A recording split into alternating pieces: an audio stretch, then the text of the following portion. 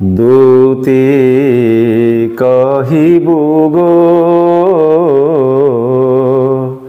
ଚିତ ଚୋରଙ୍କୁ ଏତେକ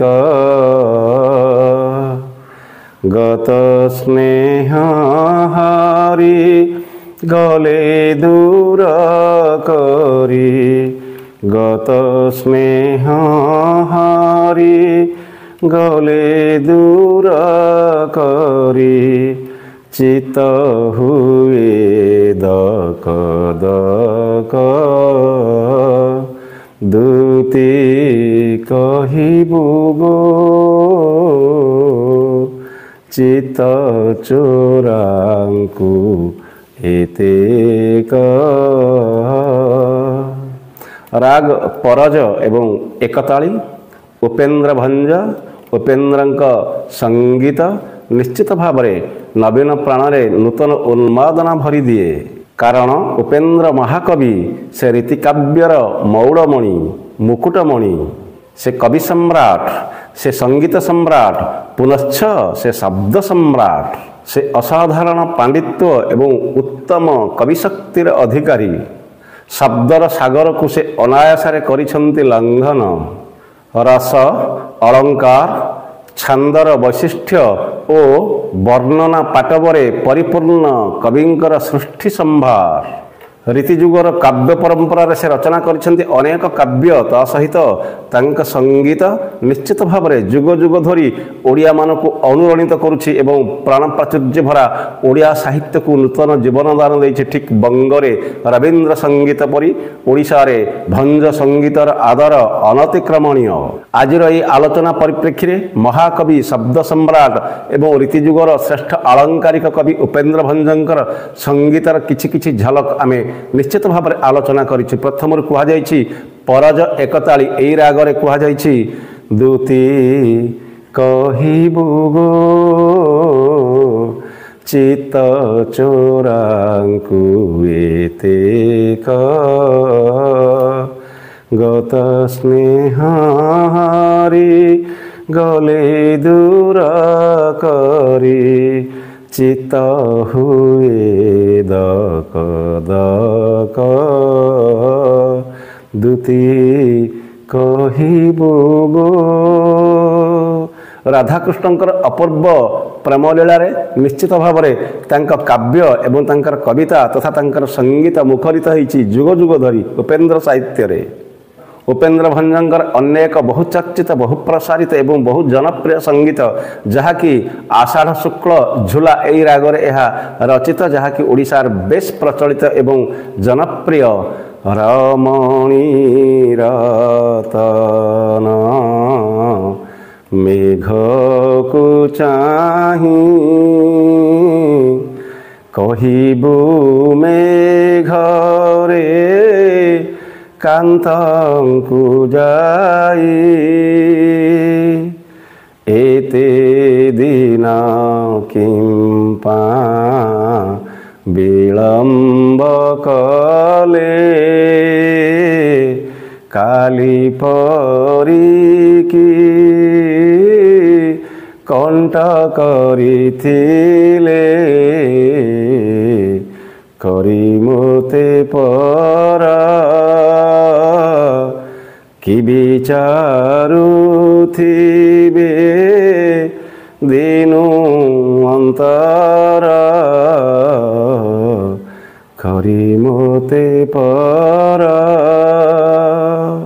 निश्चित भाव में विदेश जो कह जाउछि पति जी पतिप्राणा महिला जी अनेक दूर झुरुछि तार पतिदेवंकु एवं निश्चित भाव में विच्छेद जे केते दुख दिए यही प्रणयी आ प्रणयिनी जुगलंक मध्य ताहा उपेन्द्र भंजंक व्यतीत आउ किए बेसी जाने। निश्चित भाव में सुंदर संगीत एवं सुंदर काव्य तांक रचना को आहुरी गतिशील करिछि एवं जो कह जाउछि दंपति प्रेमर उज्जवल दृष्टांत एथरु निश्चित भाव में अनुमय करि हुए।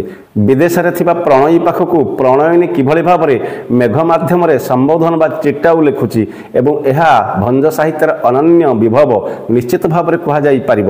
କାଲି ପରି ସେ କଣ୍ଟ କରି ଯାଇଥିଲେ, ଏତେ ଦିନ ଧରି ବିଦେଶରୁ କାହିଁକି ଫେରିଲେ ନାହିଁ?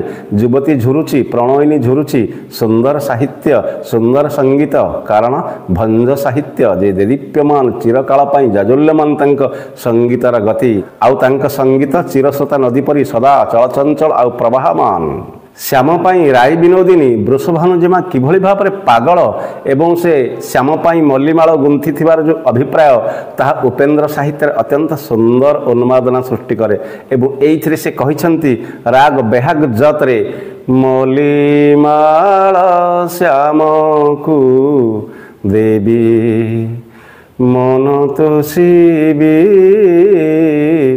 ମଲ୍ଲିମାଳ ଶ୍ୟାମକୁ ଦେବୀ। ଗ୍ରୀଷମ ହୋଇଲେ ବାସ ଚନ୍ଦନ ମୂଳେ ପିବି, ମଲ୍ଲିମାଳ ଶ୍ୟାମକୁ ଦେବୀ। କୃଷ୍ଣ ଆଉ ରାଧାଙ୍କର ଅନନ୍ତ ପ୍ରେମ, ଅପ୍ରାକୃତ ପ୍ରେମର ସେ ଜୟଗାନ କରିଛନ୍ତି ଏବଂ ତାଙ୍କ ସଙ୍ଗୀତର ପ୍ରତି ଛନ୍ଦରେ ସେ ରାଧାକୃଷ୍ଣ ଯୁଗଳ ମୂର୍ତ୍ତିଙ୍କର ନିତ୍ୟ ଉପାସନା କରିଛନ୍ତି। କବି ସମ୍ରାଟଙ୍କର ପରବର୍ତ୍ତୀ ସଙ୍ଗୀତ, ଯାହାର ରାଗ କାମୋଦି ତାଳଝୁଲା, ଏହି ମର୍ମରେ ସେ କହିଛନ୍ତି କାନ୍ତ ବିନା ଦିବା ରଜନୀ ସଜନୀ କୋଟି ଯୁଗ ସମ ହେଲାଟିରେ କାହିଁ ସେ ରହିଲେ କିମ୍ପାଇଁ ନଇଲେ ତେଣୁ କରି କାମନଳେ ଦହିଲେ କିବା ନାରୀ କି ମନ୍ତ୍ରେ ମୋହିଲେ ସେ ଦେଶେ ମଦନ ମଲାଟିରେ କାନ୍ତ ବିନା ଦିବା ରଜନୀ ସଜନୀ। କାନ୍ତ ବିନା କିଭଳି ଭାବରେ ଅଧୀରା ହୁଏ ଏଇ ଯେଉଁ କାନ୍ତ ବିରହିଣୀ ନାୟିକା। ଉପେନ୍ଦ୍ର ସାହିତ୍ୟ ନାୟକ ପ୍ରଧାନ ନୁହେଁ, ନାୟିକା ପ୍ରଧାନ ଏବଂ ପ୍ରତ୍ୟେକ ସଙ୍ଗୀତ କି କାବ୍ୟର ନାୟକ ଜଣେ ରାଜବଂଶୀୟ ଏବଂ ଜଣେ ସାମନ୍ତବାଦୀ ଚିନ୍ତାଧାରାର ଯେଉଁ କୁହାଯାଉଛି ରାଜପୁରୁଷ, ଆଉ ନାୟିକା ଜଣେ ରାଜକନ୍ୟା କିମ୍ବା ସାମନ୍ତବାଦୀ ପରିବାରର କନ୍ୟା। ଏହିଭଳି ଭାବରେ ଉଚ୍ଚ ବଂଶଜମାନଙ୍କୁ ନେଇ କବି ଉପେନ୍ଦ୍ର ଭଞ୍ଜଙ୍କର କାବ୍ୟ ସାହିତ୍ୟ, ସଙ୍ଗୀତ ସାହିତ୍ୟ ଚିର ରୁଧିମନ୍ତ।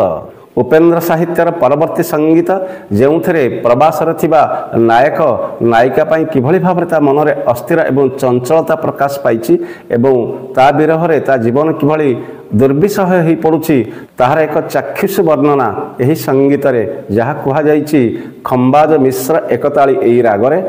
ଆହା ମୋ ଜୀବନ ଧନୀ ଜୀବନେ କି ଥିବ ରେ, ନିଶାକର ବିଧୁମୁଖୀ କିସ କରୁଥିବ ରେ। ଆଶା ପଲଙ୍କରେ ବସି ଭାଷା ଲେଖୁଥିବ ରେ, ଗଳିଥିଲା ମୋତି ମାଳ ତୁଟି ଲୁଟୁଥିବ ରେ। ଆହା ମୋ ଜୀବନ ଧନୀ ଜୀବନେ କି ଥିବ ରେ। ବାସ୍ତବିକ ଉପେନ୍ଦ୍ର ସଙ୍ଗୀତର ଆଦର ଅତୀତରେ ଥିଲା, ଆଜି ଅଛି, ଭବିଷ୍ୟତରେ ନିଶ୍ଚିତ ରହିବ। ସେ କବି ସମ୍ରାଟ, ବାଣୀ ବରପୁତ୍ର, ତାଙ୍କ ସାହିତ୍ୟର ଅସ୍ତ ନାହିଁ, ସେ ଅସ୍ତରାଗର ପୂର୍ବାଶା। ବନ୍ଦେ ଉତ୍କଳ ଜନନୀ।